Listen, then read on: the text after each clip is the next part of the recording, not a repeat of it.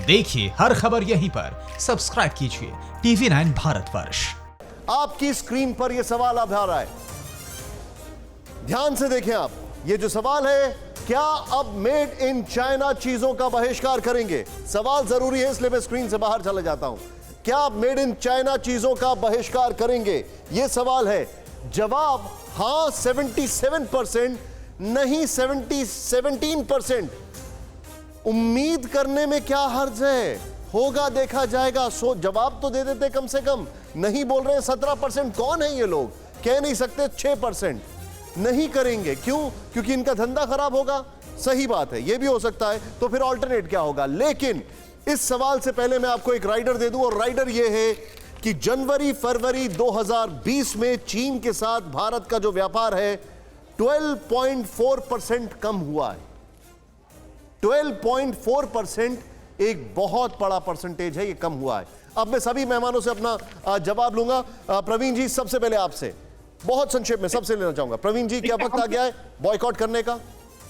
देश भर के व्यापारियों ने इस बात को तय कर लिया है कि हम अब चीन के माल का बहिष्कार करेंगे। हमने पहले भी कई बार बहिष्कार किया है और इस बार परमानेंट रूप से बहिष्कार करेंगे। और जो हमारे इंपोर्टर्स हैं, हम उनको जा करके समझा रहे हैं, उनसे बातचीत कर रहे हैं कि आप चाइना के अलावा आप कोई दूसरा देश देखें, नहीं तो अपने देश को हम सरकार से निवेदन करेंगे कि चाइना का बहिष्कार जब सफल हो सकता है जब सरकार यहाँ की डोमेस्टिक प्रोडक्शन को पेट्रोनाइज करे और यहाँ पर हमको अच्छी तरीके से काम करने की अनुमति दे।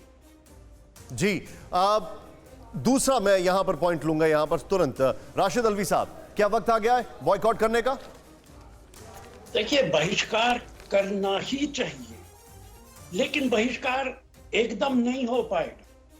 किट भी हम अभी चाइना की तमाम तर हरकतों के बावजूद चाइना से ही खरीदने पे मजबूर है। जी बिल्कुल, जबकि वो आधा किट्स खराब कर रहा है।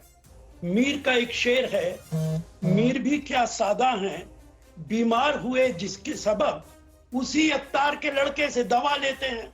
क्या बात? तो पूरी दुनिया किट चाइना से ही खरीद रही है। निश्चित तौर से बहिष्कार होना चाहिए, लेकिन इसके अंदर वक्त लगेगा और चाइना को सबक सिखाना चाहिए। ये तो इंसानियत के खिलाफ है जो कदम चाइना ने उठाया है। बिल्कुल ठीक कह रहे हैं आप, ये इंसानियत के खिलाफ है।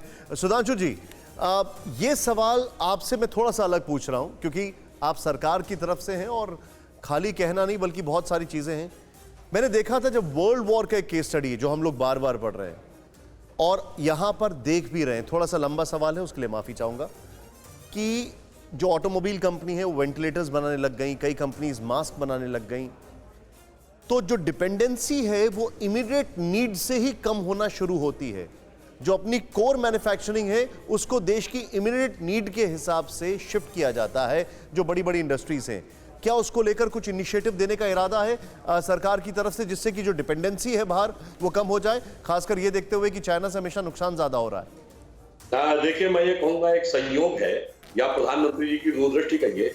स्किल इंडिया, स्टार्टअप और मेक इन इंडिया का जो विचार किया था, मुझे लगता है वो एक आधार बनाता है हमारे साथ। इस समय एक ईमानदारी से बात कहूं, हम विश्व के बड़े देशों में थोड़ा विकास की दृष्टि से पीछे थे, वो आज हमारे लिए वरदान हो गया, क्योंकि आज हमारे लिए नई औद्योगिक इकाइयां बनाने के लिए आधार ज्यादा व्यवस्थित और विस्तार के रूप में खड़ा है।